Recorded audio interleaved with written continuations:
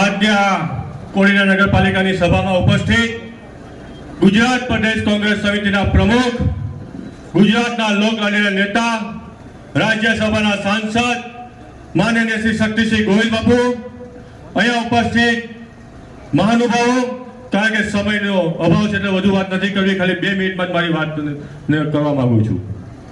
મિત્રો, ભાજપના જે વાતો કરે છે, વિકાસની વાતો કરે છે, મારે એમને કહેવું છે કે વિકાસ તો ગાંડો થઈ ગયો છે ભાઈ.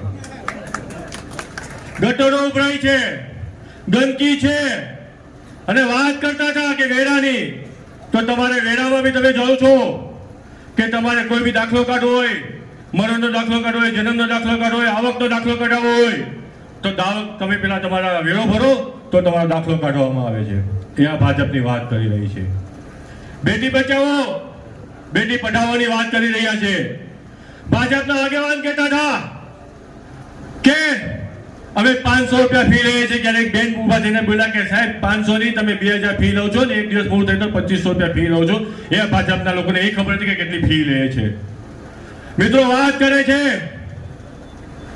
બહેનોની સુરક્ષાની વાત કરે છે. આ ભાજપ સરકાર વાત કરે છે. તો હું કહેવા માંગુ છું કે તમે શાની વાત કરો છો? બહેનોની સુરક્ષાની વાત કરી રહ્યા છો. અમારા એક બેન નગરપાલિકાનું ફોર્મ ભરે છે ને એના એક લીડર આગેવાન એનું અપમાન કરે છે. ને અપમાન ક્યાં કરે છે?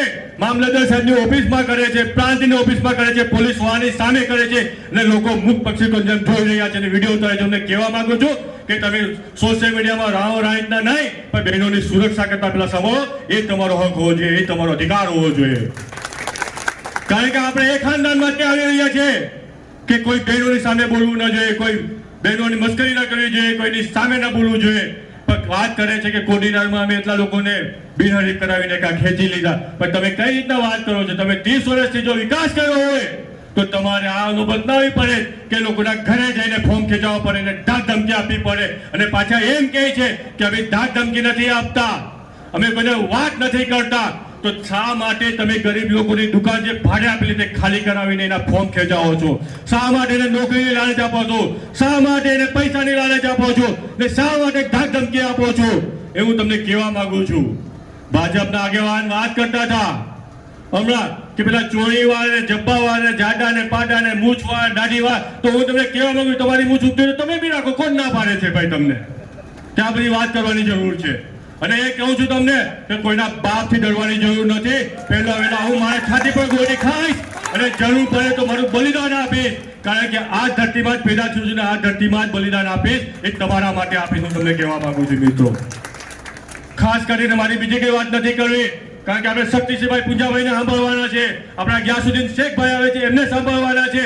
પણ બહેનો, હું તમને કહેવા માંગુ છું કે તમારો ભાઈ જીવતો છે, તમારા માટે બલિદાન આપવું પડશે, તમારા માટે લડવું પડશે. તો હું લડીશ ને જ્યાં જરૂર પડશે મને કહેજો, પણ તમે ગભરાતા નહીં, તમારો ભાઈ જીવે છે. હું ભાજપની જેમ વાત નહીં કરું કે તમારો ભાઈ દિલ્હીમાં બેઠો છે. હું તમને કહેવા માંગુ છું કે તમારો ભાઈ કોડીનારમાં જ બેઠેલો છે, તમારા માટે લડશે.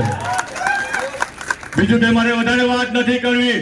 મિત્રો, હું તમને કહેવા માંગુ છું કે કોઈએ કોઈથી ગભરાવાની જરૂર નથી. તાકાતથી મતદાન કરો. આપણા જેટલા ઉમેદવાર છે એને જીતાડીને બતાવો તો જ આપણી વિજય થશે. જય હિન્દ, જય ભારત.